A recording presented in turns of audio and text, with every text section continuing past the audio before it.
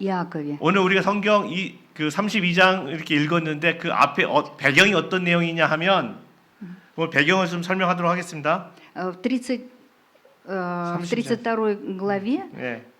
그 전에 오늘 말씀에 이르기 전에 그 어떤 배경이 있는지를 얘기하겠습니다. хочется немножко возвратиться назад, чтобы вы понимали смысл 32 главы. 그러니까 야곱이 외삼촌 라반의 집에서 20년 동안 일을 했어요. Иаков 20 лет он отработал на своего дядю Лавана. 그러니까 자기 아내 라헬을 얻기 위해서 14년 동안 종노릇했고 14 лет он отработал за свою жену Рахиль.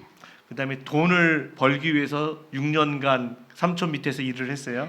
Потом, впоследствии, почти 6 лет ему надо было трудиться, чтобы обеспечить себя материально. 그래서 20년 동안 일하면서 4명의 아내하고 11명의 아들, 1명의 딸을 두게 되었습니다. И за эти 20 лет у него было 2 жены, 2 наложницы, 11 детей и дочь Дина.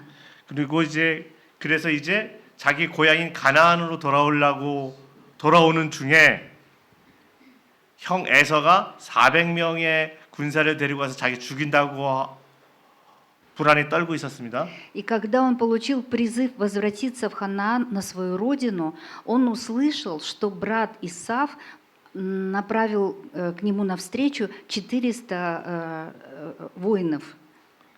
그래서 이제 1000마리 정도 넘는 그 가축들을 나누고 그 다음에 형 에서에게 용서를 구하려고 밤에 아내하고 자식들을 이제 야복 나눠서 보냈어요.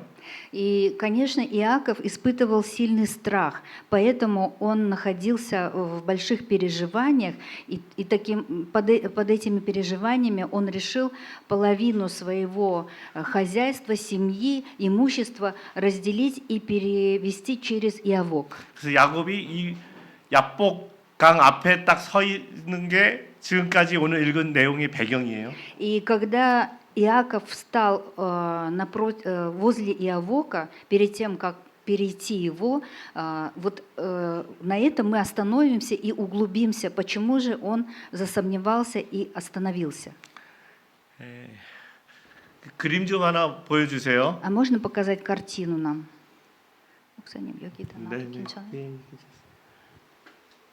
그림 좀 한번 봅시다. Обрати внимание на эту картину. 저기 자 보세요.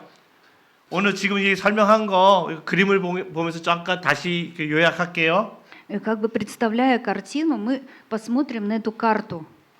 이거 없죠? 하여튼 봅시다. Да. Ничего. 여기 하란이라고 써 있죠? 하란. Вы видите место Харан? 저 하란이 외삼촌 라반이 사는 곳이에요. Это место, где проживал Лаван, дядя Иакова. 예, 거기서 지금 이스라엘까지 내려오는 거예요, 지금. 이거 하란에서 이거 주세요. 여기 하란에서 20년간 살았어요. 20 лет он прожил в этой местности Харан. 그래서 이제 가나안으로 내려오려 다시 여기로 내려온 거예요. И чтобы попасть себе на родину, ему нужно было опуститься вот вниз.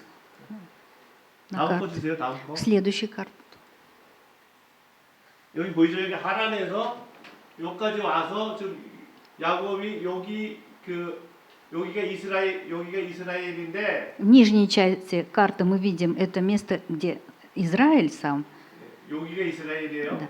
Но он остановился на полпути. 여기에 지금 와 있는 거예요. 지금 하나님 오늘 배경이 여기. Даже не на полпути, а почти у Ханаана. 다음 거 주세요. 다음 거. Следующий. 그러니까 여기가 이스라엘이잖아요. Это территория Израиля, на то, что сейчас показывает пастор. Это 갈릴리. Галилейское море, 여기 요단강. это Иордан. 여기에 사해. Сахе? 벼룩들이. Это Мертвое море. 그래서 야곱이 여기 와서 여기가 야복강이에요, 이렇게. И вот мы видим, что Иавок там, где сейчас остановился Иаков. 여기에 지금 와 있는 거예요, 지금. 여기에서 이렇게 헤브론으로 가야 돼요, 이렇게. Да, он должен пересечь этот Иавок, чтобы попасть в Ханаан. 오늘 야곱이 서 있는 자리가 요 자리에 서 있는 게 지금 요 야복강이 여기 야복강이고 네. 요 앞에 서 있는 거예요. Он стоит перед Иавоком. 이해하셨어요? Поняли, да, приблизительно его маршрут? 어디 서 있는지? 다음 거 주세요. 다음 거. Да, дайте следующую картину. 그래서 오늘 우리가 보면 이제 성경에 보면은 야곱이 어떤 사람하고 씨름했다 그러잖아요. И вот мы из текста знаем, что Иаков боролся с некоторым человеком, с неким. 예, 그게 어떤 그 설교에서 이게 야곱이 천사하고 싸웠다라는 그 설교하시는 분들도 계시고 Кто-то проповедует и говорит, что Иаков боролся с ангелами, с ангелом. 아니 그게 어떤 사람이니까 예수님이다 이렇게 얘기하는 사람도 있고. А я сейчас говорю, что так как в тексте упоминается, что некто человек, я говорю, что это был Господь Иисус Христос. 그러니까 성자니까 이게 이제 오늘 말씀 통해서 야곱이 싸운 사람이 천사인지 아니면 예수님이신지 첫 번째 질문이 그거였거든요. Первым вопросом является, кто боролся с Иаковом, ангел или же Господь? 슬라이드 싱글이면서 이게 슬라이드 천사인지 이제 이건지 한번 봅시다. 이따 말씀 나눠가면서 예수님인지. Да, и глядя на эту картину, сейчас мы будем размышлять. 슬라이드 시 한번 보세요.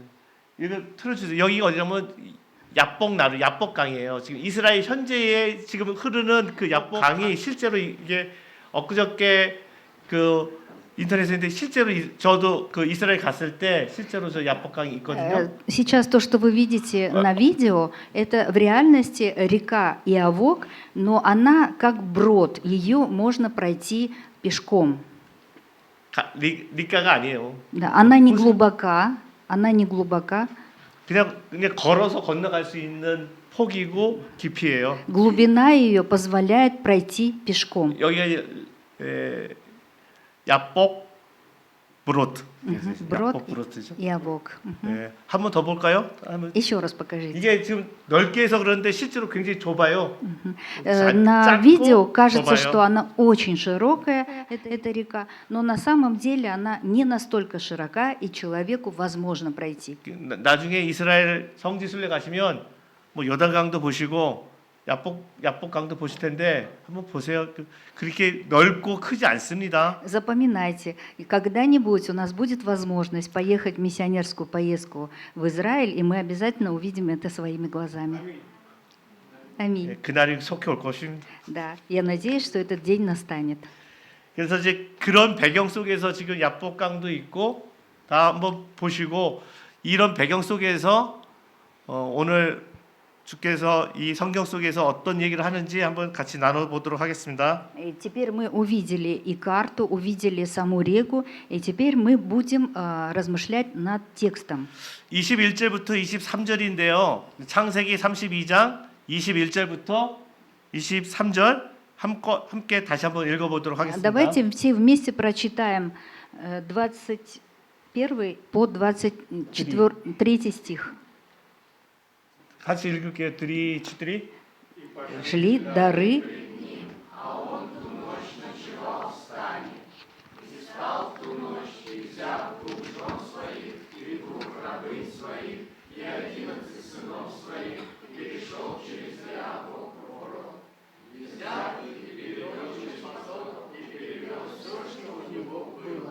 아멘.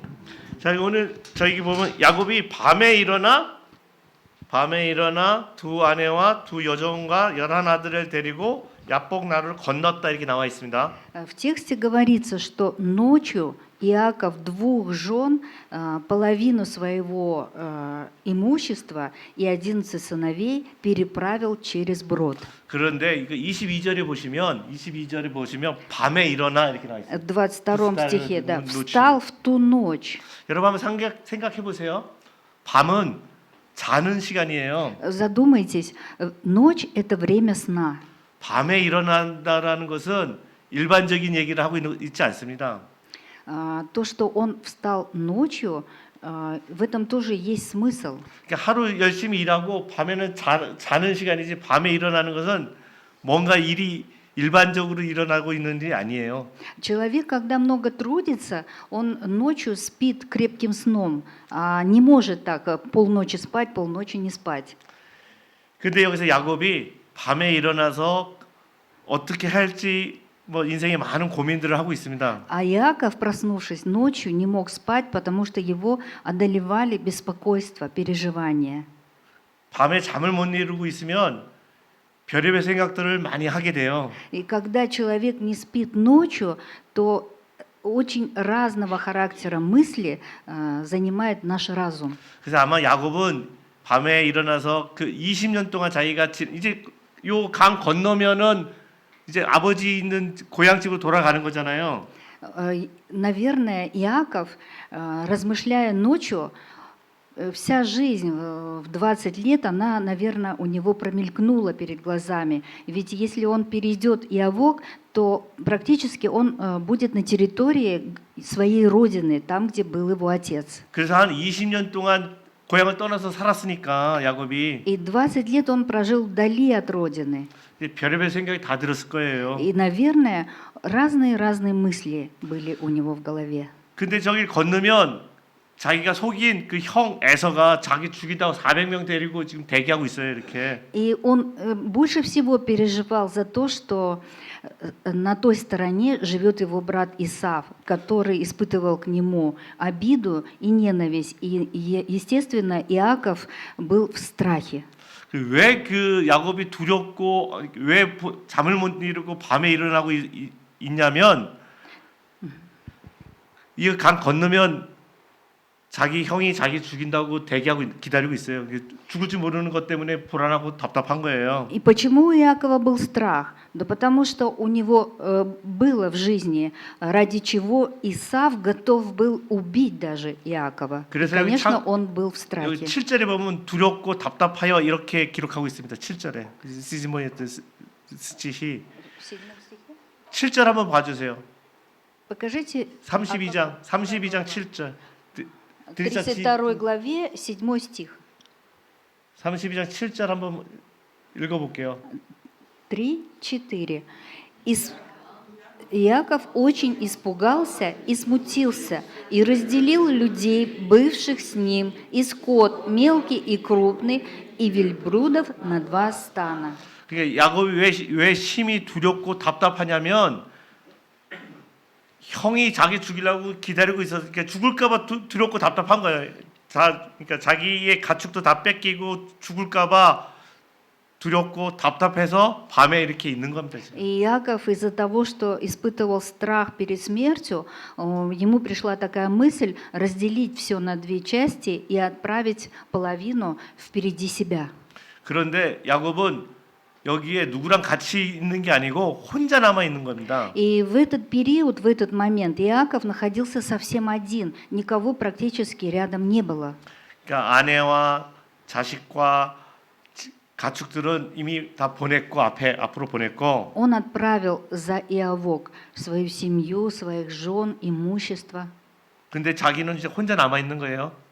И сам один находился в этих 여러분, переживаниях. 우리 인생에서 이렇게 살다가 보잖아요.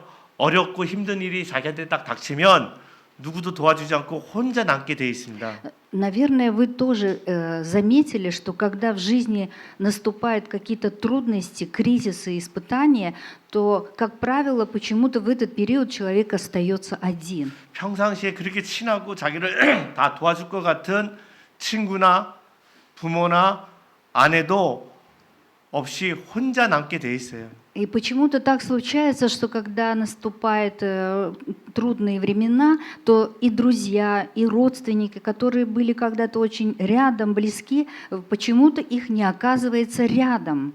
Так складывается в жизни. 여러분 기억하시기 바랍니다. 어렵고 이게 진짜 힘들고 자기 어떻게 해결할 수 없는 상황이 되면 그 자기만 혼자 남게 돼 있어요. 모든 일이란 게. Когда мы находимся в отчаянии, когда мы находимся в испытаниях, как правило, только мы сами понимаем, насколько это трудно. 여기 우리가 보는데 야곱이 아내가 넷이에요. Вот мы видим из текста, что у Иакова было 4 жены. 자식이 12이, 딸 하나였다 아들이 11이에요. Детей было 12, из них одна была дочерью. 가축이 양, 소 이렇게 해서 1000마리가 넘습니다. И у него было много мелкого и крупного скота. 근데 그를 도와줄 수 있는 게 아무도 없고 혼자 남아 있어요. Но в тот момент, когда он испытывал этот страх и переживание, этого всего и их никого не было рядом. 세상 사람들 누구도 내가 어려운 상황이 되면 그 문제를 풀어줄 수 있는 사람은 아무도 없습니다. И в мире точно так же, когда мы проходим трудности, никто не способен вместо вас это пройти. 근데 그런데 여러분 기억하실 것은 그 시간이 사실은 그 시간에 우리 주님이 나를 찾아올 수 있다는 아무도 없기 때문에 주님이 나를 찾아오신다는 걸 기억하시기 바랍니다. И вы должны из этого момента запомнить для себя, что это время, оно время встречи с Богом. 물론 이제 자기가 혼자 절망의 시간이 되니까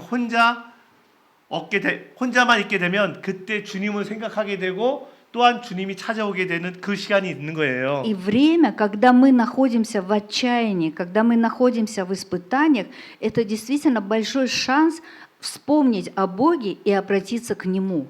근데 어떤 사람들은 한번 잘 기억해 보세요. 어떤 사람들은 그 힘들고 어려운 상황이 되면 뭘 하면 돈을 구할 생각을 하고 힘 있는 사람에게 연락할 생각을 하고 아니면 누가 나를 도와주나 사람을 찾아요. А некоторые люди, которые не знают Бога и не уповают на Бога, в периоды трудности они ищут людей, они ищут методы и способы, как найти финансы, чтобы каким-то человеческим образом, как бы действиями решить свою проблему.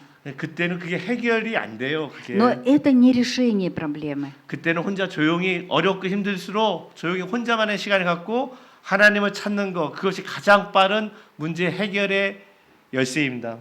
Самое скорое и правильное будет это в периоды отчаяния уединиться в тишине, искать Бога и у Него просить совета, что дальше делать. 근데 야곱이 지금 홀로 남아 있는 상황이 있는데 그 강의 이름이 그 브로스의 이름이 야복입니다. 야복. Моменты вот этого отчаяния Иаков находился в одиночестве, и место Иавок означает 야복. 이 야복의 뜻은 뭐냐면 흐르다, 비우다 이런 뜻을 갖고 있어요. Значение Иавок имеет два смысла: изливающий и опустошающий. 그러니까 절묘하죠. 그러니까 야곱은 모든 걸 갖고 있는데 자기가 서 있는 곳은 비우다, 흘려 보내다 이런 뜻을 갖고 있다라니까. Иаков имел много что, но в этот момент как будто бы от него все утекало. 근데 사람은 자기가 갖고 있으면은 그것을 그러니까 비우고 없어야 다른 무언가 들어오게 돼 있는 거예요. И когда у человека что-то есть, он должен это отпустить по водам для того, чтобы приобрести что-то другое от Господа. 우리 주님이 예수님이 그 사람에게 찾아가고 싶어도 이게 꽉 차 있으면 못 들어오는 자리가 있어야 들어오듯이 Даже для того, чтобы нам в этой жизни встретиться с нужным человеком, иногда нужно что-то свое отпустить, за которое мы очень сильно держимся. 역설적으로 자기가 그러니까 비우고 없어질 때 그때 주님이 들어오실 자리가 생기는 거예요. И когда мы опустошены, когда мы изнемождены, когда мы отпускаем свое, тогда может Иисус прийти к нам, и мы можем Его услышать. 어떤 면에서 보면 야곱에게 있어서 야복에서 만나는 야복 강에 딱 서 있는 것은 그 인생의 가장 큰 축복의 시간일 수도 있습니다. Когда мы, подобно Иакова, встаем перед Иавоком, не сокрушайтесь, потому что это время, когда приходит Божье благословение. 아멘. 여러분 삶에 혹시 지금이든 아니면 앞으로든 아니면 이미 지났든 간에 힘들고 어려운 시간이 반드시 있었을 거고 앞으로도 일어날 겁니다. И я могу с полным утверждением говорить, что и в прошлой жизни, и в настоящей, и в будущей были, есть и будут проблемы у человека. 그런데 그 힘들고 어려운 그 시간이 여러분들에게 가장 큰 축복의 시간이 될 수 있다는 것을 기억하시기 바랍니다. Я хочу, чтобы вы запомнили, что именно эти моменты испытаний – это для нас большое благословение, потому что мы именно в этих испытаниях можем встретиться и сблизиться с Богом. 여러분 상이 어려운 상황이 되면 반드시 어려운 시간이 여러분 각각의 어려운 시간이 반드시 오게 돼 있습니다. И я точно знаю, я уверен, что всегда наступают какие-то минуты кризиса. 그때 여러분 다른 거 생각하지 마시고 혼자만의 시간을 갖고 자기가 왜 이런 일이 일어나는가에서 한번 생각해 보시고 그때 주님이 찾아오실 수 있도록 자기의 마음 밭을 열어두시면 그때 주님을 만나는 큰 축복이 시간이 될 줄로 믿습니다. Я хочу, чтобы вы запомнили, помнили и всегда знали, что это время в периоды отчаяния или испытаний нужно уединяться с Богом. Не ищите способов и методов, чтобы кто-то вам со стороны помог. Это время, когда вам нужно сделать шаг к Богу, открыть свое сердце, и Бог даст понимание, как дальше двигаться. 그래서 제가 여러분 항상 이런 말씀 드려서 죄송한데 Я очень извиняюсь, что говорю такие слова вам. 예수 믿는 우리들은 그러니까 아주 평안하고 좋은 일들만 있지 않습니다. Многие христиане неправильно мыслят, думая, что если мы с Богом, мы уверовали, то все только должно быть одно: благополучие, изобилие, во всем, ни в чем, чтобы не было нужды. 내가 예수 믿으니까 앞으로 복만 받아서 일도 잘 되고 우리 아이들도 잘 되고 우리 집안도 좋고 건강하게 잘 살 거라고 생각한다면 그건 잘못 생각하고 있는 거예요. Если кто-то из вас думает, что веря в Бога, служа Богу, это значит, что в моем доме все будет благополучно, дети будут успешные, в моей семье будет полная идиллия, гармония, ни в чем не будет нужды, то это большое-большое заблуждение. 여러분 다 잘 되고 잘 먹고 돈도 잘 벌고 사람도 관계도 다 좋은데 여러분 그러면 예수 믿을 것 같아요?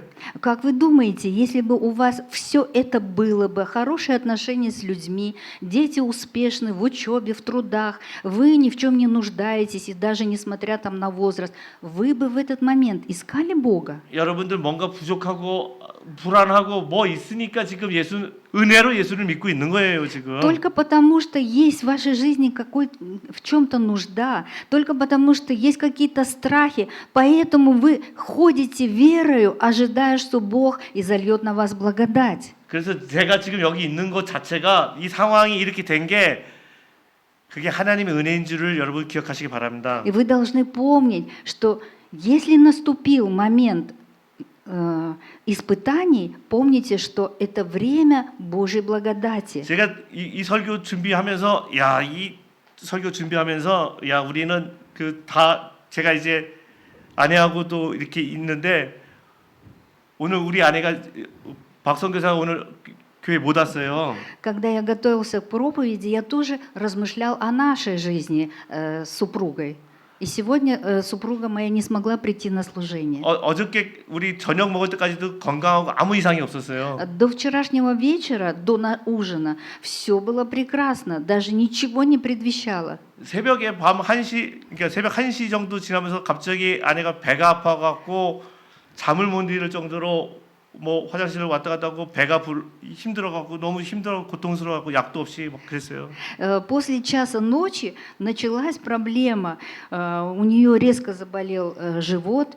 Мы не спали, молились. Началось хождение туда-сюда. В общем, лекарства нет. И вот так мы провели сегодня ночь. 우리 저녁 먹기 전까지 밤새 아플 거라고 누구도 생각 못했어요. До ужина даже никто представить не мог, что мы можем заболеть, кто-то из нас. 그 인생 누가 압니까? 몰라요. Кто знает из вас, что после ужина, через 2 часа я начну болеть. 근데 건강이 그렇게 갑자기 되니까 덜컥 이제 겁나는 거지 나는. И когда вдруг ухудшается состояние, когда ничего не предвещало, представляете, как становится тревожно и страшно.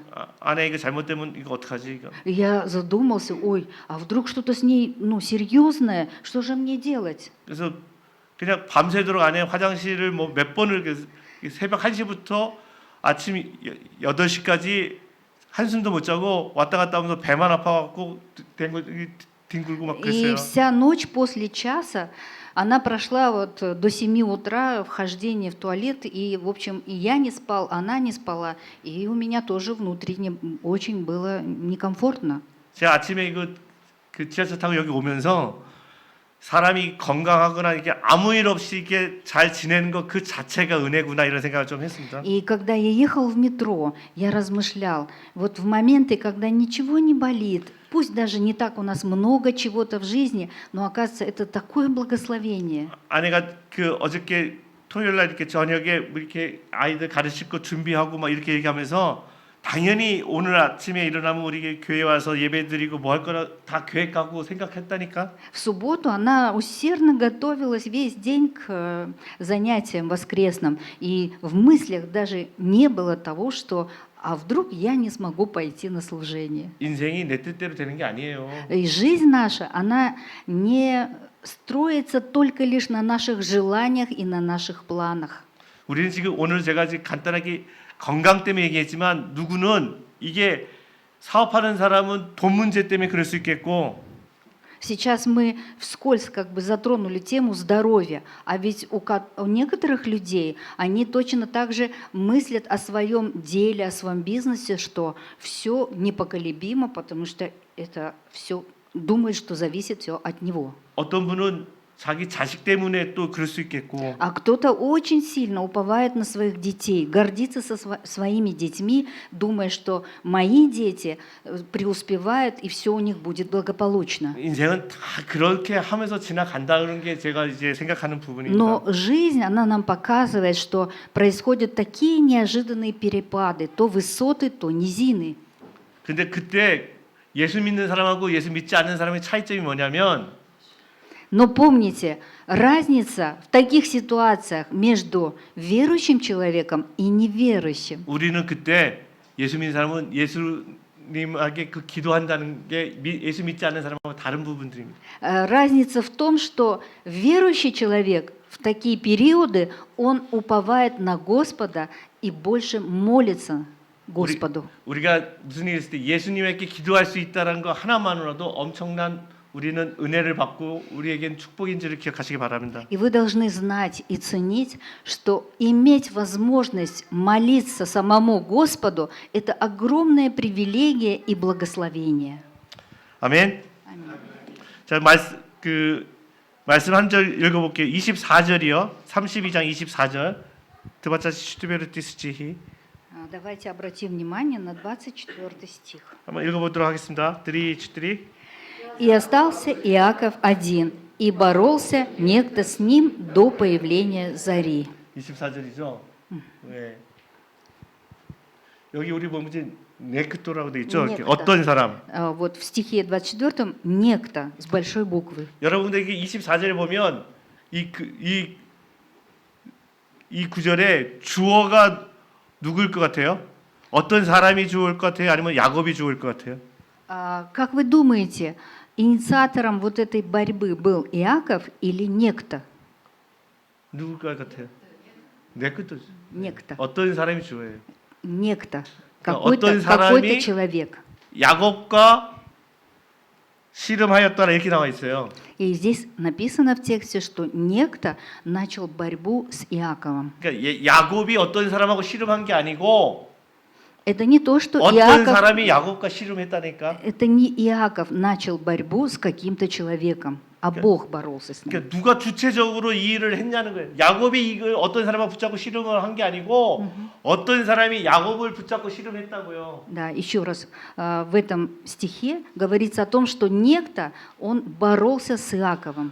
우리가 보통 이 설교할 때 많은 목사님들이 한국 설교할 때 야곱이 어떤 사람하고 야곱이 천사와 씨름했다 이렇게 얘기를 하고 있거든요. Очень многие пастора проповедуют, говоря о том, что ангел боролся с Иаковом, но это не так.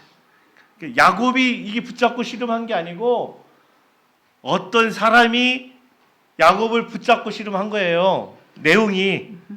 В тексте написано, что некто боролся с Иаковом.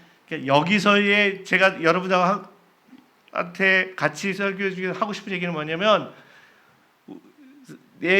내가 그 이 일을 해결하려고 내가 주도를 하는 것 같아도 그러니까 야곱이 이 씨름을 자기가 하는 것 같은데 그렇지 않다라는 거예요. Я хочу, чтобы вы для себя усвоили, что нам иногда кажется, что это мы в чем-то совершаем борьбу.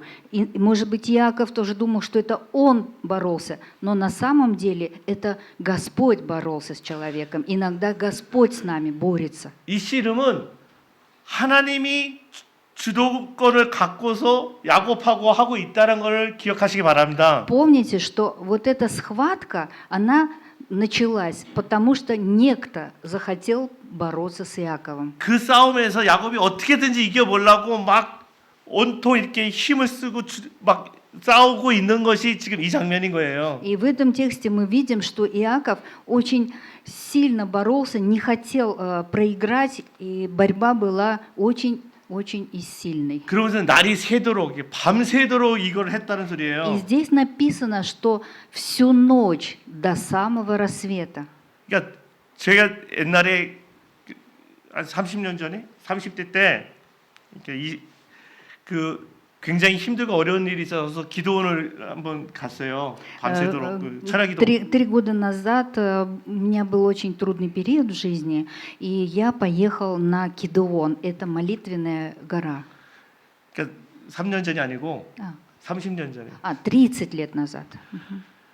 그때 굉장히 힘들고 어려운 일이 있어서 열심히 이 문제를 해결하기 위해서 제가 열심히 그 기도원 가서 열심히 기도했거든요. И 한 вот, 문제를 가지고 제 да, 문제를 и у 가지고. меня была серьезная проблема, из-за которой я понял, что надо удалиться и поехать на молитву. 그때 제가 너무 힘들고 어려운 부분들에서 이걸 꼭 해결해야겠다 싶어갖고 기도원에서 열심히 기도하는데 밤새도록 저희가 진짜 기도했거든요. И молитва у меня была в ночное время. 제가 제 느낌이 한 30분 기도한 것 같았어요. Я молился, и мне казалось, что я молился минут 30. 그런데 나중에 끝나고 제가 보니까 한 4시간이 지났더라고요. А когда уже я закончил молитву и посмотрел на время, оказывается, 4 часа я провел в молитве. 그러니까 나는 한 30분 정도 기도한 것 같은데 실제로 시간은 3-4시간이 지난 거예요. Мне показалось, что это время, оно было всего лишь 30 минут, а прошло по факту 4 часа. 그러니까 자기한테 어렵고 힘든 문제 생기면 그 문제를 위해서 열심히 하다 보면 시간 가는 게 없을 정도로 열심히 기도하게 돼 있거든요. Когда у человека бывает серьезная проблема, и мы молимся за эту проблему, за себя, то мы даже не замечаем, сколько времени прошло. 여기서 날이 새도록이란 말은 바로 그런 말인 거예요. 날이 새도록이란 И 말은 вот в тексте написано, что всю ночь до рассвета, то есть понимаете, какое длительное время шла эта борьба. 그래서 모든 일을 자기한테 힘들고 어려운 일을 생길 때 그 날이 새도록 그 문제를 붙잡고 기도한다는 것이 어떤 의미인지를 이 야곱 이 24절에서는 날이 새도록이라는 표현으로 이야기를 하고 있습니다. И как в 24 стихе написано, что до наступления рассвета, то есть когда у нас есть сложности и трудности, мы должны неотступной молитвой стоять перед Богом. 여러분 삶 속에서도 어렵고 힘든 일이 있을 때 이렇게 이걸 하나님 앞에 내려놓고서 기도한다는 마음으로 그걸 붙잡는다는 마음으로 기도하시는 시간들이 여러분들의 있기를 소망합니다. И я надеюсь и желаю, чтобы вы в жизни, когда проходите какие-то трудности, научились неотступной молитвой держаться за Бога. 성경 한번 볼게요. Давайте посмотрим Писание. 로마서 12장 12절. Римлянам 12 глава, 12 стих. 네, 여기 있죠. 네. 그다음에 누가복음 22장 44절 여기 뒤에 있는데 Да, 같이 и 읽도록 할게요. 뒤에 있어요. давайте вместе прочитаем 3, 4. Утешайтесь надеждою, в скорби будьте молитве постоянной. Аминь. 아멘. 네, И 누가복음 22장 от Луки 22 глава, 44. 44 стих. «И, находясь в борении, прилежней молился, и был пот его, как капли крови, падающие на землю». 그러니까 우리 아멘. 그러니까 우리가 환난과 고난 중에 기도를 통해서 주님을 만날 수 있고 환난과 기도를 통해서 주님을 Когда 만날 мы 수 в 있고 трудностях, в одиночестве, в кризисе, только когда мы в молитве, мы можем встретить Господа. 그 문제는 해결되고 안 되고의 상황이 아니라 И запомните, неважно, разрешится эта проблема или не разрешится. 주님을 만나는 그 자체만으로도 충분하다는 거예요. И когда мы стоим в такой неотступной молитве, не сам факт, исполнится ли наша молитва или нет, это важно, а важно то, встретились ли вы в этот момент с Богом. Вот это самое важное. 근데 또 누가복음 22장 44절에는 예수님이 자신의 문제를 놓고서 기도를 할 때 어떻게까지 기도를 했냐면 땀방울이 핏방울이 될 정도로 기도를 하셨다는 것을 기억하시기 И 바랍니다. вот в Евангелии от Луки мы прочитали, что когда Иисус молился за себя, то его пот был как капли крови. То есть понимаете, как усердно нужно молиться за себя и вопрошать Бога. 우리가 세상 방법도 뭐 그걸 다 버리고 전심을 다해서 우리가 기도를 할 때 상황이 그 주께서 그 기도를 들어주신다는 것을 기억하시기 바랍니다. И я хочу, чтобы вы запомнили, что какие бы у вас трудности ни были, не пытайтесь их разрешить человеческим способом, методом, который используют люди неверующие. 25절 한번 볼게요. 두바제스 삐아따이스치히. 25 стих. 네. 자, 자기가 야곱을 이기지 못함을 보고 이렇게 나와 있어요. 3-4. «И увидел, что не одолевает его, коснулся состава бедра его и повредил состав бедра у Иакова, когда он боролся с ним». 아멘. 여기에서 보면 그러니까 그러니까 어떤 사람이 야곱을 이기지 못함을 보고 그가 야곱의 허벅지를 치매 야곱의 허벅지 관절이 그 사람과 씨름할 때 어긋났더라 이렇게 나와 있거든요. И здесь написано о том, что когда не мог победить, то некто повредил ему состав бедра. 여기서 그 관절을 친다는 거 있잖아요. 허벅지 관절을 친다는 거. Поражение бедренной кости или сустава. 이 여러분 이 허벅지 관절이 뼈와 이 연결되어 있는 부분들은 사람이 서 있을 때 가장 중요한 부분이에요. Вот этот сустав тазобедренный, он как основание для человека, когда мы находимся в вертикальном положении. 근데 이 환도뼈가 부러졌는데 어떻게 이길 수 있을까요? Когда 야곱이. сломана, поврежден этот сустав, как вы думаете, что испытывает человек? Сокрушение. 여기서 그러면 우리가 상식적으로 이 환도뼈가 부러졌는데 야곱이 이겼어요. Если этот сустав поврежден, кто в поражении? Иаков. 야곱이 정말 이겼을까요? Как вы думаете, победил Иаков или он в поражении? 예 하나 들어드릴게요. 우리 그 아이들 있잖아요. 지금 뭐 우리 고스자 있잖아요. 고스자. 콘스탄틴. Да, вот мы видим нашего ребенка Костика. 아버지하고 이제 드미트리하고 콘스탄틴하고 씨름을 해요. Например, вы будете бороться с Костиком. 아버지하고 Дмитрий. 아들하고 씨름을 해. Да. 그러면 누가 이길까요? Кто победит, папа или Костик? 고스자 이기지. Костя победит. 예. 그거 아버지가 이기면 아버지가 아니지 그게. Если папа победит Костика, ну разве это папа? 아빠가 아니라니까 그게. 예? 아시죠?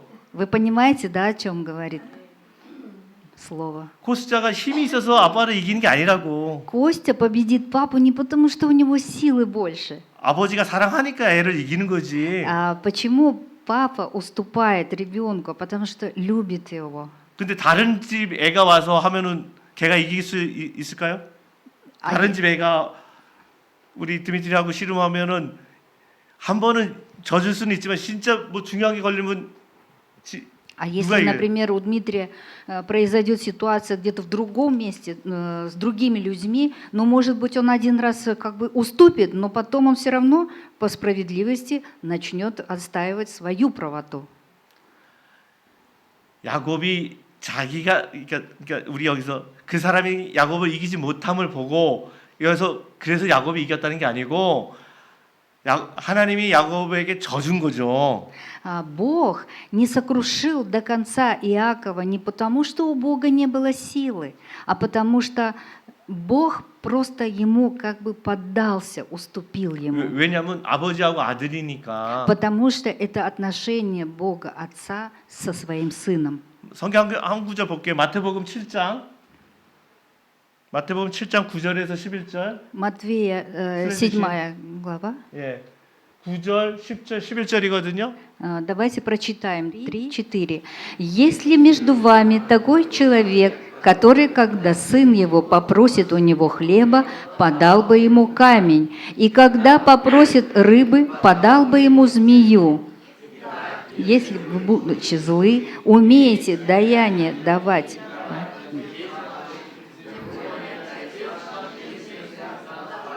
просящим у него». 아멘. 이 구절 많이 읽었잖아요, 우리가요. Мы часто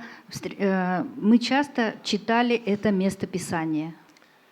아버지의 마음이 이런 거죠. Сердце Отца такое.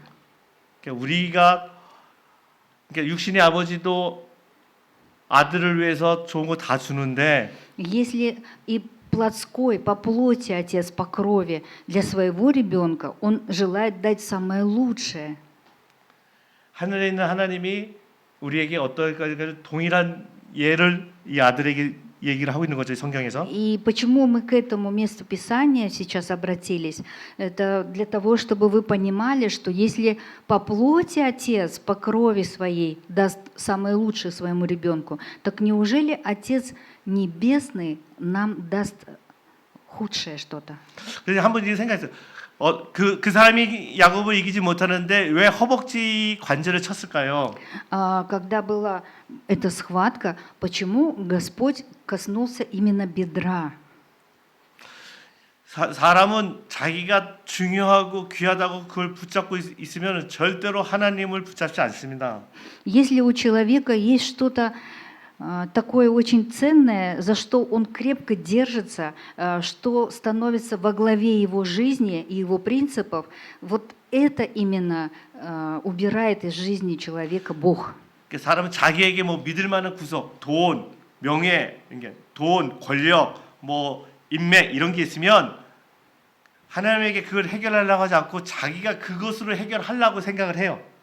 Когда человек обладает материальным имуществом, когда он уповает на свое образование или знание, когда он очень упрям или уповает на свою физическую какую-то силу, то Бог, Он на это взирает, и Он может это сокрушить, чтобы вы сильно не уповали на это. 어떤 사람에게는 이 허벅지 관절 같이 자기가 꽉 쥐고 있는 게 있어요. Для кого-то вот это вот бедренный сустав, бедренная кость становится как бы духовным языком, чем-то таким вот в этой жизни. Материальное, дети, имущество, знания, образование, положение в обществе. 오늘 여기서 야곱이 이 허벅지 관절이 부러지면 어떻게 제대로 뛰어갈 수 있을까요? 뛰어갈 수 없을까요? Вот у Иакова была повреждена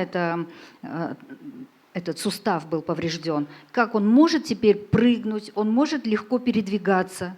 아니 저 앞에 지금 요 건너편에 형 에서가 400명을 데리고 와서 죽인다고 달려든다고 준비하고 있잖아요. Он знает о том, что Исав подготовил 400 человек, чтобы прийти, поразить Иакова и убить его. 도망가려면 두 다리 멀쩡해야지 도망갈 거 아니에요 이쪽으로. Если бы две ноги были здоровые, он бы мог просто взять, развернуться и убежать. 근데 여기 다리가 부러지면 어떻게 도망을 가겠습니까? И из-за того, что повреждена нога, он теперь и убежать не может нормально. 도망가고 싶어도 도망 못 가요. При желании даже побежать не может, сбежать оттуда. 마찬가지로 우리 인생에 내가 쥐고 있는 것이 힘이 있다고 생각하면 하나님을 안 붙잡는다니까. Если мы, точно так же, как Иаков, если мы будем в этой жизни за что-то держаться и на что-то очень сильно уповать, это значит, что мы мало уповаем на Господа. 내가 쥐고 있는 것을 내려놓고 그것이 없어졌다고 느껴질 때 하나님 붙잡게 돼 있어요 우리 인생이. Только когда мы осознаем, что то, что для нас было ценно до сегодняшнего дня, мы это отпускаем и обращаем свой взор на Бога, хватаемся за Бога, тогда Бог сам начинает в нашей жизни наводить правильный порядок. 여러분 한번 생각해 보십시오. 그러니까 하나님이 야곱과 씨름을 한 이유가 무엇인지, 그것도 날이 새도록 씨름을 하는 이유가 무엇일까요? Для чего, сейчас вот поразмышляем, для чего Бог вообще устроил эту схватку с Иаковом? И почему эта схватка продолжалась всю ночь до самого рассвета? 우리는 아까 전에 제가 잠시 그런 말씀 드렸는데, 인간이란 존재 자체는 자기가 힘이 있고 자기가 있다 그러면 무엇 하나 의지하려고 하지 않고 자기가 갖고 있는 걸로 해결하려고 하는 게 인간의 속성이에요. Вот ранее я сказал, что когда вот человек обладает материальным имуществом, у него есть власть, знания, и у него успешные дети, он все пытается разрешить своими силами. 그래서 하나님과 야곱이 이렇게 자기의 문제가 딱 걸렸을 때 자기가 갖고 있는 것을 내려놓으려고 하지 않으니까 하나님이 야곱이 환도뼈를 친 것처럼 자기의 부족함이 완전히 드러날 때 그때 하나님의 임재가 임하게 되는 거거든요. Иногда Бог поражает, подобно Иакову, человека не до конца. Он поражает для того, чтобы человек осознал свое несовершенство и свое несовершенство, и не все он может сам, в общем. 다시 얘기할게요. 그러니까 사람이란 존재, 우리들은 내가 갖고 있는 게 있으면 하나님을 붙잡으려고 하지 않는다고. Когда мы чем-то обладаем, мы мало уповаем на Бога. 야곱을 다시 한번 볼게요. 야곱은 Если обратить внимание на Иакова, 아내도 자식도 11이나 있어요. у него было 11 детей, сыновей, жены. 양떼, 소떼 이렇게 해서 1000마리가 넘어요. Большое количество маленького и крупного и мелкого скота. 그 많은 재산들을 갖고 있는데 앞에 그 형이 자기를 죽이려고 나타나 있다는 요 상황들이라는 것이에요. И даже несмотря на все это, то, что он имел, но перед глазами в страх его вгоняло только понимание, что брат хочет его убить. 그러니까 다시 제가 무슨 얘기를 하냐면 왜 하나님이 야곱의 환도뼈를 쳤는가 이거예요. Для чего Бог поразил ему бедренный сустав? 그러니까 그거를 치지 않으면 그가 하나님 앞에 쓰지 않을 거라고 얘기를 하기 때문에 그걸 쳤다는 거예요. Бог поразил Иакову этот бедренный сустав для того, чтобы он перестал уповать на самого себя, надеяться на свою силу. 사람은 어떤 일이면 자기의 의도와 자기의 생각으로 그 일을 해결하고 싶어하는 마음을 갖고 있어요. Каждый человек практически, когда что-то происходит, он сразу включает свое мышление, сам хочет решить какую-то задачу. 야곱은 자기 자아를 절대 버리지 않습니다. И Иаков, почему борьба так длилась долго? Потому что он никак свое «я» не мог перед Богом усмирить. 우리도 И мы точно так же. 우리도 내 자아를 절대로 버리지 못해요. Мы не можем до конца свое «я», свое эго победить. 근데 하나님이 그 사람을 돕고 그 일을 은혜를 주기 위해서는 자기의 그 자아를 깨트리지 않으면 안 되게 돼 있는 거거든요. И человек, сколько бы ни получал от Бога благодати, сколько бы он благословений не получал, но самое главное, для того, чтобы человек осознал вот этот свой недостаток, свою гордость. 그러니까 자기에게 어떤 문제와 어려움이 닥쳤을 경우에 그것은 내가 만든 것도 있을 수 있지만 하나님의 은혜를 주기 위해서 그 환경을 만들어 줄 수도 있다라는 걸 기억하시고. И когда трудности происходят, это говорит о том, что не я создаю проблему, а иногда Бог допускает эту проблему, чтобы мы осознали свое несовершенство перед Богом. 그 상황들을 만드는 것이 내가 만든 것 같아도 그게 하나님의 섭리에서 그 하나님이 허락해서 그 일이 벌어졌다는 걸 얘기하는 거예요 지금요. И еще раз повторюсь, что происходит это, допускает Бог, и это происходит для того, чтобы мы что-то осознали. 지금 온 것 좀 정리를 다시 할게요. 정리를 한번 할게요. 정리할게요. 우리의 삶이 앞으로 지내시다가 어려운 상황들이 벌어지게 될 때, 여러분들 삶 속에서 어려운 일이 벌어질 때, Когда мы проживаем жизнь и вдруг возникают какие-то сложности, 그것은 하나님이 나에게 무엇을 요구하는고자 하는 하나님의 섭리 아래서 그 일이 벌어졌다는 것을 인식하라는 거예요. и мне хочется, чтобы вы приняли это и запомнили, что когда происходят трудности, они происходят с позволения Бога для того, чтобы что-то мы в себе осознали. 그 하나님이 섭리로 그것을 왜 허락하셨냐면 그걸 통해서 내 자아를 깨트리다든지 아니면 하나님이 무언가 우리에게 허락하고자 한 것을 주기 위해서 그 상황이 벌어졌다는 걸 기억하시기 바랍니다. И мы должны помнить, что данная трудность или испытание дается для того, чтобы мы разобрались со своим «я».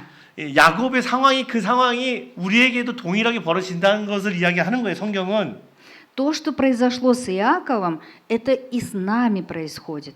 그래서 내가 그것을 해결하기 위해서 막 붙잡고 천사와 그러니까 하나님과 싸우는 것 같아도 Иногда кажется, что происходит испытание, и я борюсь с этим, я могу преодолеть, но на самом деле это Бог борется с нами. 내가 하는 게 아니고 그 하나님의 섭리 아래서 그것을 하나님이 만들어 놓은 환경 속에서 내가 어떻게 하느냐의 문제인 것이에요. 오늘 설교의 내용이 그 내용인 거예요, 지금. И вот эта вот мысль о том, что Бог борется с нами для того, чтобы что-то мы в себе победили, признали. 그래서 그 야곱이 그 싸움에서도 절대로 자기의 자아와 자기의 생각을 내려놓지 않으니까 하나님의 환도를 쳤다 이 내용인 거예요, И 지금. вот из-за того, что Иаков никак не мог себя смирить, свое «я» перед Богом, поэтому эта борьба длилась всю ночь до самого рассвета, и поэтому Бог поразил ему это бедро. 여러분 그러면 야곱의 입장에서 환도뼈가 부러지게 얼마나 당황스럽고 힘든 상황이 되겠습니까? Вы представьте, задумайтесь, каково ему было испытывать вот эту боль, что он ощущал в этот момент. 근데 그때 하나님의 은혜가 임하는 거예요. Но именно в этот момент и сошла на Иакова Божья благодать. 성경은 어떻게 얘기하고 있는지 한번 28절 볼게요. Давайте посмотрим 28 стих. 같이 읽도록 하겠습니다. 3, 4. «И сказал, отныне имя тебе будет не Иаков, а Израиль, ибо ты боролся с Богом, и человеков одолевать будешь». 아멘. 여러분 야곱의 이름이 무슨 뜻이냐면 발 뒤꿈치를 잡다는 뜻이에요. Имя Иаков означает ухватившийся за пяту. 달리 얘기하면 사기꾼이라는 소리예요. 아버마니. 다른 야곱이란 말 뜻은 달리 얘기하면 사기꾼, 도둑놈이란 뜻이라고. Если еще по-другому перевести, то это как хитрец, лжец. 사기꾼. 아무만치기. лжец, обманщик. 예, 무쟁이. 예. 야곱이란 말 뜻이 그거예요. Смысл такой имени Иаков. 근데 여기서 뭐라면 네 이름이 야곱인데 야곱이 아니라 앞으로는 이스라엘이다 이렇게 얘기하는 거예요. А здесь в этом стихе говорится о том, что Бог ему сказал, что отныне я изменяю твое имя на Израиль. 이스라엘 지금 우리 그 팔레스타인하고 그 하마스하고 전쟁하는 나라 있죠. Мы знаем о 나라 военных действиях, которые происходят в Палестине и Хамас. 예, 나라 국가 스트란나의 이름이 이메나 그 이스라엘에 Да, 그 и все это 이스라엘이 지금 이 происходит на 이스라엘이에요. территории Израиля. И это и есть имя Иакову, новое имя. 그러니까 그 이스라엘 지금 우리가 보고 있는 이 이스라엘의 이름이 여기서 나오는 시작이에요. И то, что мы знаем сейчас Израиль как государство, как страну, оно началось именно вот с этого момента. 그러니까 사기꾼이었던 야곱이 네가 하나님과 싸워서 승리자라고 이름이 바뀌었다고요.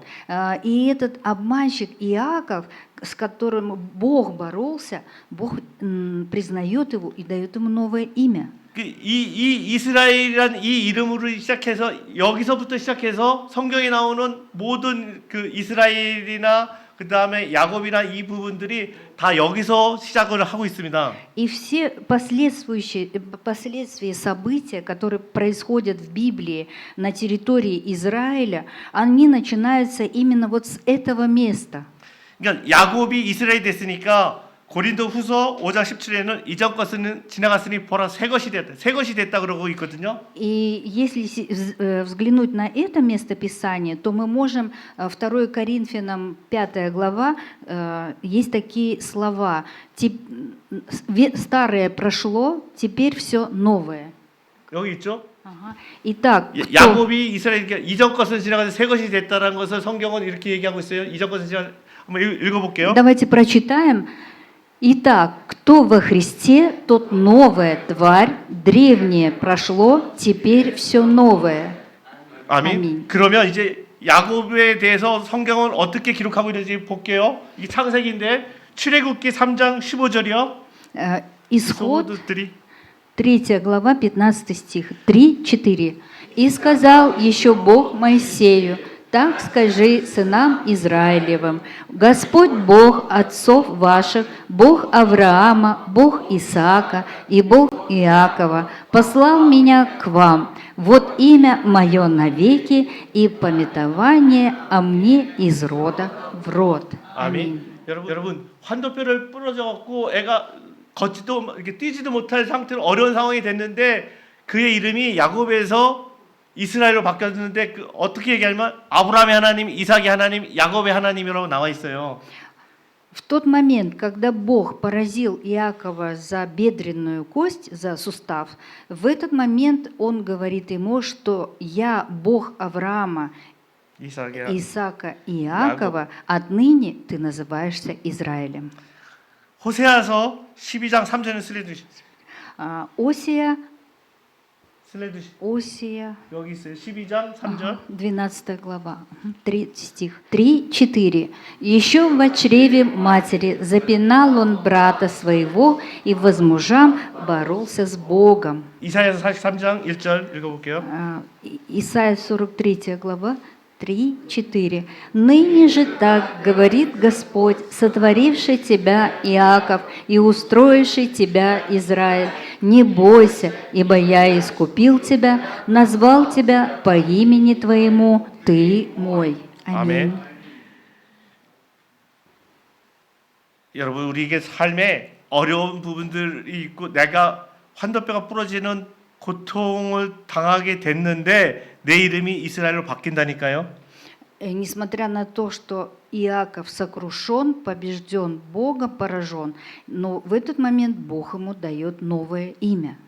여러분 잘 한번 오늘 설교 이렇게 말씀 속에서 어렵고 힘들고 혼자만의 시간으로 야복강 앞에 서 있게 된 야곱을 기억해 보십시오. Помните про Иакова и проецируйте это тоже в своей жизни, что когда мы стоим перед Иавоком, подобно Иакову, 여러분들 인생에서도 힘들고 어려울 때 혼자 있는 시간들이 될 때 그때 주님이 찾아오실 수 있다는 것을 기억하십시오. да, вы помните, что эти мгновения жизни именно заставляют нас быть в одиночестве, проходить эти трудности, но это время, когда можно встретиться с Богом и прикоснуться к Его благодати. 여러분 그리고 그 시간은 여러분이 만든 것이 아니고 하나님의 섭리 아래서 하나님이 그렇게 그 상황을 만들어 놨다는 걸 기억하시고 어떤 야곱이 씨름한 게 아니고 하나님이 씨름했다는 걸 기억하십시오. И помните, что это происходит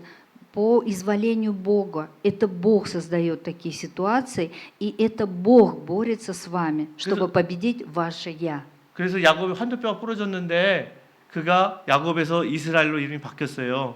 И сокрушенный Иаков со сломанной, поврежденным суставом, именно в этот момент становится новым творением Израилем. 여러분 하나님이 만들어 놓으셨던 상황 속에서는 하나님의 은혜 아래에 임한다는 것을 기억하시기 바랍니다. Вы должны помнить, что создаваемые трудности, которые допускает Бог, это время Божьей благодати. 그리고 하나님이 져준다는 것을 기억하시기 바라고. И вы помните, что какая бы борьба ни происходила, Бог всегда уступает. Он никогда не поражает нас до конца, не побеждает нас до конца. 31절 한번 볼게요. 31 стих. 32장 이거 뒤에 보시면요. 32? Ага. 네, 31절하고 22절이 있거든요. 32 стих. 31 и 드리차치 베르브이 이에 드바차치 드바에 부메시 читаем. 31, 22. «И взошло солнце, когда он проходил Пенуэл, и хромал он». 우리가 시작할 때 22절에 밤에 일어나 이런 얘기 했잖아요. 아니, Нет. 우리 설교 시작할 때 22절에 밤에 일어나 이렇게 얘기했잖아요. Мы когда читали текст, 시작할 было 때. видно, что Иаков встал ночью. 근데 31절에 그 야복강에서 예수님을 만나고 난 이후에 분해를 지날 때 해가 돋았다고 나 있다고. И потом дальше мы видим, что когда закончилась эта борьба, настал рассвет. И это место, когда он проходил Пенуэл. 한번 생각해 보세요. 야복강 앞에 딱 섰을 때 밤에 어찌할 바를 몰라갖고 밤에 잠을 못 잘 정도로 이런 어려운 일이 벌어졌다고요. Когда он встал перед Иавоком, была ночь, и он не знал, что делать. 근데 예수님을 만나고 하나님이 찾아오시고 그래서 그게 있을 때 상황이 바뀌어서 해가 돋았다고. Но когда Иаков встретился с самим Господом, когда произошла эта борьба, то наступил рассвет. 여러분 해가 돋는다는 게 무슨 의미예요? Смысл вот этого выражения «наступил рассвет». 해가 돋는다는 것은 새로운 일이고 좋은 일들을 시작하는 것들을 얘기하잖아요. 의미가. Наступил рассвет означает, что придут изменения, придут лучшие времена. 밤은 어둡고 좌절의 시간들을 상징하잖아요. Ночь – это время, когда бывает и страх, одиночество, и отчаяние. 근데 야곱이 예수님을 만나고 난 이후에 해가 돋았다고. Но после встречи с Господом у Иакова пришел рассвет. 제가 오늘 설교에서 다 잊어먹어도 다 좋은데, 다 잊어먹고 다 날려도 다 좋은데 내 상황이 힘들고 어려울 때 밤이 돼서 내가 잠을 못 잘 정도로 일어나서 어찌할 바를 모르고 있는데 요 상황에서 22절 상황에서 예수를 만나고 예수와 상황 속에서 열심히 지나고 나니까 해가 돋았다는 거예요. Аминь. Если вы из всей проповеди запомните хотя бы только вот это, что после темной ночи в борьбе с одиночеством, со страхами и отчаянием, всегда после встречи с Богом, с Господом, наступит рассвет, и Бог разрешит ваши проблемы. 여러분들 힘들고 어려운 일이 당연히 있어요. 있는데 그때 무엇이 은혜고 무엇이 축복이냐면 예수를 만났느냐 못 만났느냐에 따라서 이 밤이 밤으로 가느냐, 아니. 이 밤이 해가 돋는 아침으로 바뀌느냐, 그 중심이 뭐냐? 예수를 만나느냐 못 만나느냐 그 얘기인 거예요 지금. Аминь. Самое главное, если вы сегодня проходите какие-то испытания, самое важное – это ночь, она пройдет, она может быстро закончиться только тогда, когда вы будете искать Господа, и вы встретитесь с Ним, тогда очень быстро наступит в вашей жизни рассвет. 여기서 해가 돋았다는 것은 회복되고 새로운 은혜를 회복됐다 이 말을 의미하고 있는 거예요. Наступил рассвет, это значит, что придет в вашу жизнь обновление, новая благодать и новое решение. 아멘. 새벽에 하나님이 일하신다는 것을 성경은 어떻게 얘기하고 있는지 가장 중요한 그 성경에서 드라마틱한 내용 중에 하나가 출애굽에서 홍해 앞에 섰을 때의 모습인데 출애굽기 14장 27절 볼게요. Исход 14장 27절. 14 глава. 3-4. «И простер Моисей руку свою на море, и к утру вода возвратилась в свое место, а египтяне бежали навстречу воде. Так потопил Господь египтян среди моря». 아멘.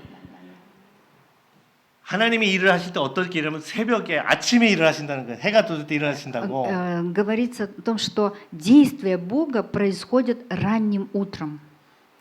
그래서 여러분들 그 나이 열심히 기도하고 마음은 새벽에 기도하시고 철야에 기도하시면 그 예수 하나님이 일을 하실 때 새벽에 일하신다는 것을 표현하기 위해서 이 말씀이 나왔어요. Мы возносим Богу молитву и поздней ночью, и ранним утром, но действие Бога происходит рано утром, на рассвете. 어려운 일 생기시면 다른 거 돈 구하려고 다 어디 쫓아다니지 마시고 새벽에 교회 오셔서 기도하세요. 그러면 하나님이 만나 주시고 그 만나면 예수를 만나면 그 문제는 해결된다는 걸 믿으시기 바랍니다. Когда у вас бывают сложности, не бегите за помощью к кому-то или не обращайтесь к людям, которые, как вам кажется, что могут решить деньгами какую-то задачу, а лучше бегите в церковь на утреннюю молитву, и Бог разрешит все ваши проблемы. 말씀 이제 마무리하려고 그럽니다. Я заканчиваю проповедь. 자, 근데 오늘 저희가 설교 아직 시간이 있어. Посиди пока. 오늘 저희 시작할 때 세 가지 질문했잖아요. Когда я начинал проповедь, я сказал, что 3 момента хотелось бы, чтобы вы запомнили. 첫 번째, 어떤 사람은 누구인가? 천상가, первое. 예수님인가? Кто этот некто, который боролся с Яковом? 야곱이 만난 건 하나님이에요. Это Господь. 두 번째 질문은 야복강이 갖는 의미는 무엇인가? Второе. Что значит встать перед Иовоком? 그 제가 얘기했죠. 여러분들 삶 속에서 어려움 있을 때 그 어려움이 그 야복 나루라고 여러분들이 만나는 어려운 상황이 그게 야복 나루의 의미인데 거기서 예수를 만나야 된다는 의미를 얘기를 하고 있는 거예요. Смысл в том, что когда мы встаем перед глазами трудностей, чтобы в этот момент мы остановились, искали Бога и имели встречу с Ним. 그리고 세 번째, 예수를 만난 사람은 어떤 복이 임하는가? 그 세 번째 거. А третье, чтобы вы встретили Господа и получили благословение от Бога. Да. 그 얘기하고 이제 마무리 끝낼 겁니다. 저기 슬레이드시 예. 창세기 33장 4절. 다음 장이 다음 장. Бытие. 다음 장에 보시면 다 같이 읽을게요. Давайте последний. «И побежал Исав к нему навстречу, и обнял его, и пал на шею его, и целовал его, и плакали оба». 이게 야곱이 지금 형이 지 죽인다고 쫓아오려고 지금 대기하고 있는데 Иаков все это время прожил в страхе, что Исав хочет его убить. 근데 야복강에서 주님 만나고 나니까 어떻게 바뀌었냐면 에서가 쫓아와 갖고 안고 화해를 하게 돼요. И посмотрите, когда Иаков перешел Иовок и встретился с Исавом, посмотрите, какая была встреча с братом. 여러분 잘 알고 누가복음 15장에 보면 돌아온 탕자의 이야기 있죠. Помните Евангелие от Луки, место возвращения блудного сына? 15장 20절 읽을게요. 여기 뒤에 있는 15 глава Евангелия от Луки, 15 глава. 20 стих. 3-4. «И встал, пошел к отцу своему, и когда он был еще далеко, увидел его отец его и жалился, и, побежав, пал ему на шею и целовал его». 아멘. Аминь. 에서가 죽이려고 했는데 야곱 하나님의 은혜가 임하니까 달려가서 껴안고 목을 안고 허가고 같이 울잖아요. И видите, в этом стихе мы читаем, что Исав вначале он хотел убить Иакова, но потом он, увидев брата своего, побежал к нему навстречу, обнял его, целовал. 예수를 만난 사람에게는 하나님의 은혜가 임하는데 어떤 복이 임하냐 문제가 다 해결된다는.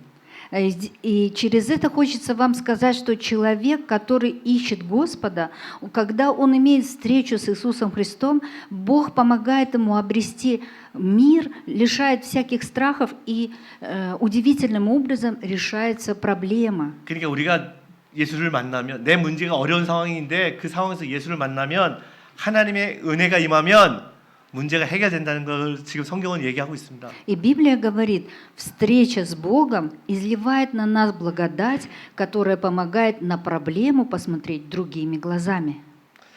야복에서 주님이 그러니까 야복에서 그러니까 야복강 앞에서 내 문제가 어렵고 힘든 상황에서 딱 처 있어요. Если мы стоим перед Иовоком, то есть смотрим глазами на проблему, которая создалась в нашей жизни, 그래서 주님을 이미 찾아오시고 주님을 만났어요. Иисус находит нас, и у нас происходит встреча.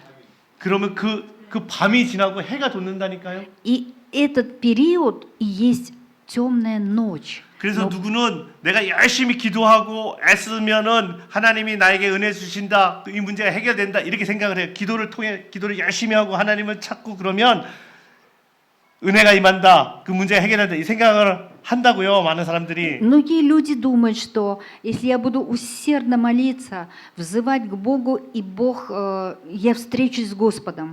오늘도 여기서 우리 야곱이 천사와 씨름해서 그를 이겼다라고 우리가 얘기를 하고 있는데 그 문제가 아니라는 거예요.